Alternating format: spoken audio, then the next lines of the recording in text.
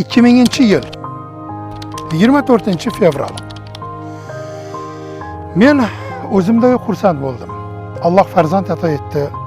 Ota bo'ldim deya dunyoga jar soldim. Ammo esimdan chiqmaydigan bitta sana bor. Yuragimning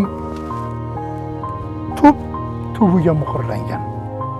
2018-yil 2-oktyabr. Men bu paytda 3 farzandning otasi edim.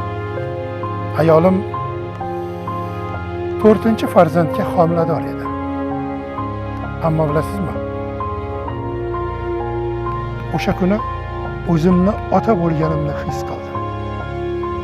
Sababi hech bir yigit otasini qabriga qo'ymaguncha ota bo'lmas ekan.